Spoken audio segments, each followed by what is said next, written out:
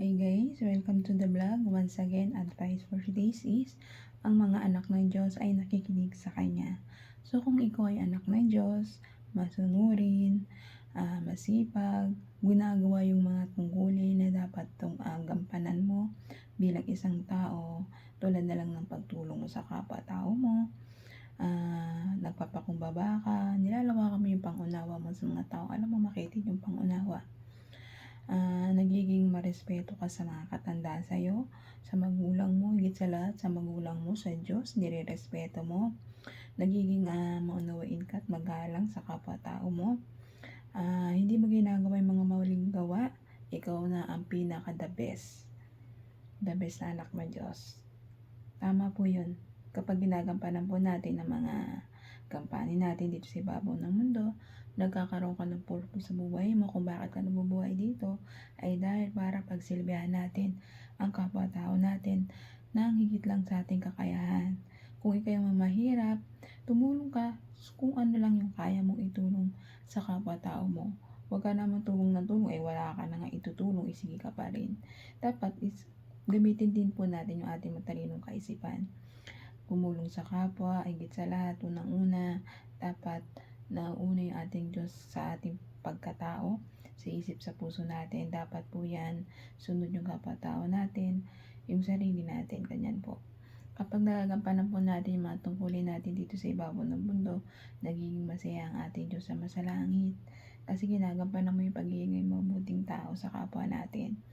Pag binigyan ka ng biyaya ng ating Diyos o blessing, spread mo rin to. Malit man to o malaki, i-spread din po natin to. Kasi ang yaman ng Diyos, ang sabi niya, kapag ginagawa natin i-spread to, itulong to sa ating mga kapwa-tao, ay lalo kanyang binibless. Kasi nakikita niya yung pagtulong mo sa kapwa mo. Kumbaga, pagiging service mo sa kapwa mo. Yung kumbaga yung pagsiservice, yung pagtulong mo, kahit walang-wala ka na, tumutulong ka pa rin, di ba? Kung wala ka man na financially na may tutulong sa kapwa mo, hindi mag-praise ka na lang ng mga salita ng Diyos, mag-advise ka tulad ng ginagawa ko. Ako, kapag naman meron ako, tumutulong ako sa kapwa ko, tulad ko to, ay walang-wala ako, ay ganito na lang yung aking ginagawa. Meron man ako wala, tutulong pa rin ako sa kapwa-tao ko, ganun po yun. Gampanan po natin yung pagiging mabuting tao para sa ating Diyos Ama, Diyos Anak, at Diyos Espiritu Santo. Ang Diyos Espiritu Santo, ginagabayan niya po tayo para hindi tayo maligaw ng landas. Lagi niya tayo ginigising, tama na yan. Magdasal ka, tumulong ka sa kapwa mo, wag puro social media.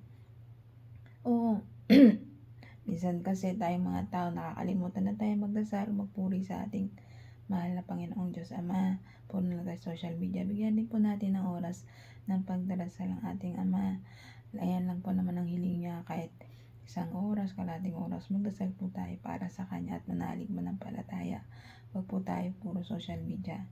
Kaya ikaw, kung ikaw ay isang anak ng ating Diyos Ama, ikaw ay isang the best na tao, anak para sa Kanya.